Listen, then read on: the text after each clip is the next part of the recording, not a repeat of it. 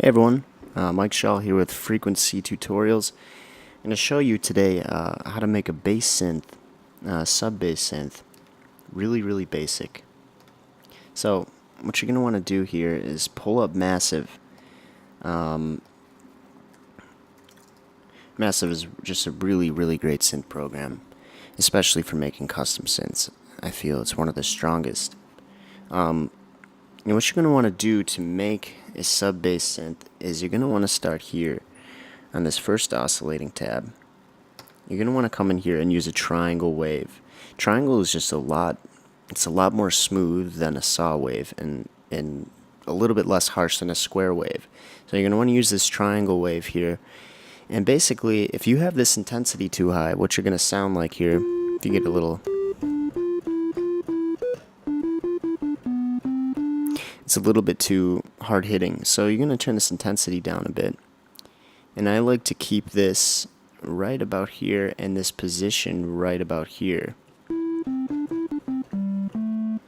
So what you got now is a really basic synth.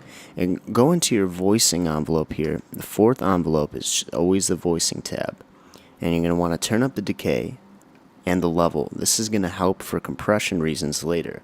So now we have this more consistent sustain note. Now you're going to want to turn this up, and what this is going to do is basically send this oscillator to this filter here. So you're going to want to bring this up a bit, all the way to the top. And now we have this oscillator running directly into these filters and not bypassing at all. So now what we want to do is open up our low pass and bring this right up to about here. And bring this down now.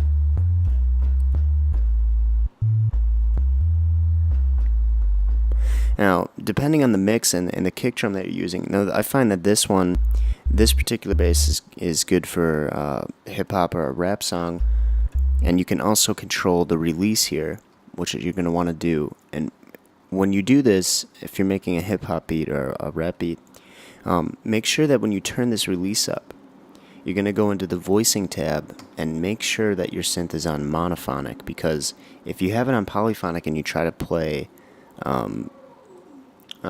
two different notes right after each other, it's just going to sound like a big muddy mess. So make sure it's monophonic. And now at this point, you're going to have this. You're going to turn up that release a bit.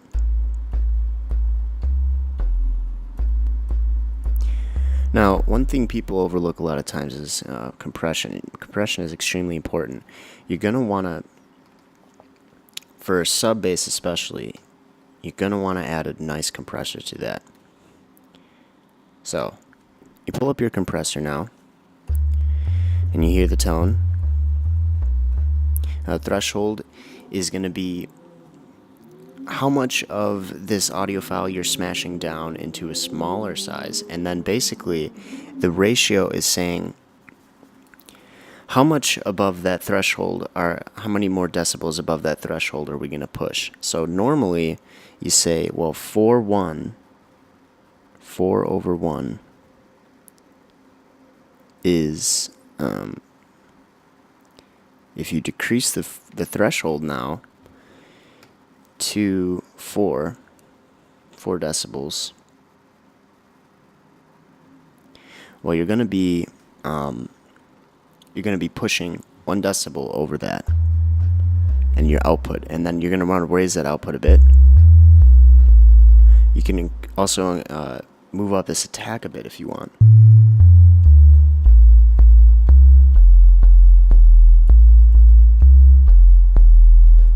And there you have it. A really great bass synth, super easy to make, super basic. Make sure you watch some other videos, and yeah, take it easy.